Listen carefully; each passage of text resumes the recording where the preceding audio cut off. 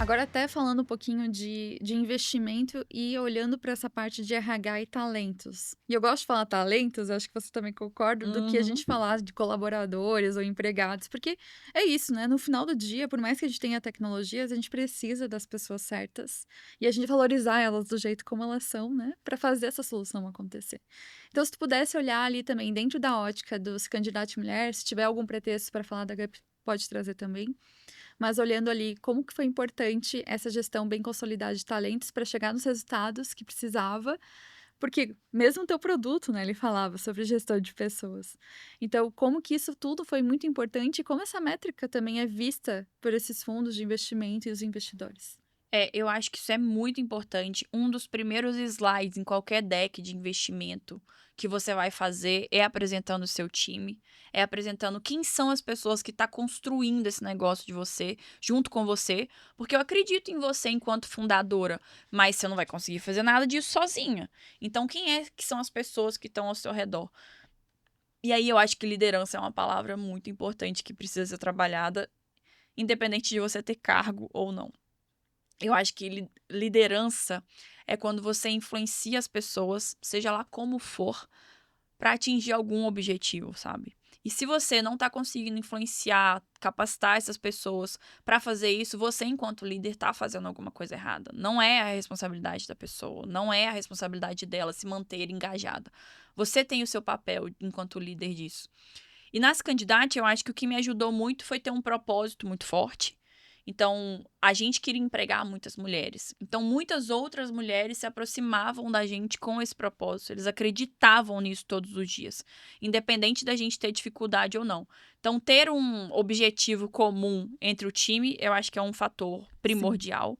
E aí, a partir disso, estabelecer uma relação, né, da maneira como você lidera, cada um tem a sua maneira, mas de muita confiança e de muita transparência, assim. Nas Candidate, quando as coisas estavam ótimas, todo mundo sabia, mas quando as coisas estavam terríveis, todo mundo sabia também. A gente tinha uma gestão super transparente, a gente tinha gestão aberta de caixa.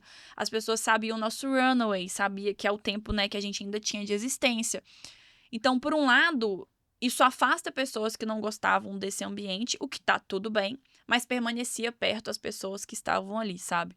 Então acho que não existe um playbook ou um manual de se fazer liderança, mas eu acho que qualquer uma das maneiras que a pessoa for fazer liderança, ela tem que pensar na melhor maneira de ser transparente com o seu time e de fazer esse time se manter engajado, inclusive nos dias difíceis. Então acho que esse foi o que isso que foi o diferencial, assim, nas Candidate e nos outros times que eu liderei também, eu acho. Com certeza. E daí quando os investidores, se você puder falar um pouquinho desse processo, quando Hã. foi com as candidate, e daí olhando também essa questão de talentos, né.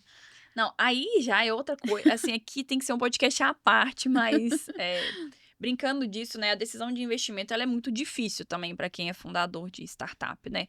Não sei se você que tá assistindo aqui vai empreender especificamente em tecnologia. Eu não queria ser startup também no começo, eu ia ser um negócio tradicional. Só que quando você quer impactar em escala, em grande número, às vezes você vai precisar da tecnologia e para isso você precisa de dinheiro. Caso você não tenha o seu, você vai precisar de outras maneiras de conseguir dinheiro. Então, o investidor, ele sempre vai tentar entender como que o seu negócio está ligado, né, à sua aspiração e onde você vai crescer, como o seu time é capaz ou não de entregar o que você está prometendo e como esse negócio vai se tornar rentável para ele no final do dia. Não adianta a gente romantizar aqui e pensar que o investidor vai investir em mim porque ele acredita no meu negócio. Sim, ele acredita no seu negócio, mas ele quer que ele renda. Ele tem que dar multiplicadores financeiros. Então ele vai sempre analisar essa gestão nisso e outros fatores que ele vai analisar, né? Como que tá o mercado, como que o mercado está reagindo em relação ao RH nesse momento, no meu caso, diversidade e inclusão na época. Esse time, né, além das características de confiança, o que que eles têm tecnicamente que realmente vão fazer ele entregar o que a Jennifer ou a fundadora estão planejando. Então tudo isso os investidores, vão olhar. Mas eu também sempre dou a dica de, igual eu falei de relacionamento lá atrás, se você está pensando em captar investimento, você precisa começar 6 meses antes do momento que você acha que você deveria captar. Porque aí é um outro caminho. É igual prospecção de venda. Você vai ter que conhecer um monte de investidor, você vai ter que se relacionar com eles. É quase um Para na hora que você. casamento. Exatamente. Para na hora que você apresentar o seu projeto, apresentar o seu time, ele estar disposto a ter uma primeira conversa com você, sabe? Maravilha. E quanto que a métrica, por exemplo, ali, o KPI de turnover bate o olho no investidor, você sabe? No começo de startup não vai bater tanto, porque é um início de time. Mas hoje, por exemplo, no caso da Gup, que já fez séries gigantescas, é um indicador importante Sim, que, justo. que ele vai olhar. Porque muda, né? Então, para quem aqui tá acompanhando não sabe o que turnover significa as pessoas, talentos que estão ali trabalhando que desistem de trabalhar naquela empresa. E isso fala sobre os desafios daquela estrutura, né? Então, é importante Então, estar atento sobre não só atração e retenção. perfeito. Então, quando a gente fala de atração, qual você acha que é os principais desafios que as empresas acabam não conseguindo lidar bem ou erros que elas cometem dentro desse processo? Eu acho que no começo, atratividade, a gente tem que entender que o simples fato da gente abrir uma vaga não significa que a gente está trabalhando atratividade. Muitas vezes as pessoas falavam assim pra mim: ah, mas eu preciso contratar uma pessoa negra e eu não tô conseguindo contratar uma pessoa negra. E, tipo assim, quantos eventos de pessoas negras sua empresa já esteve presente?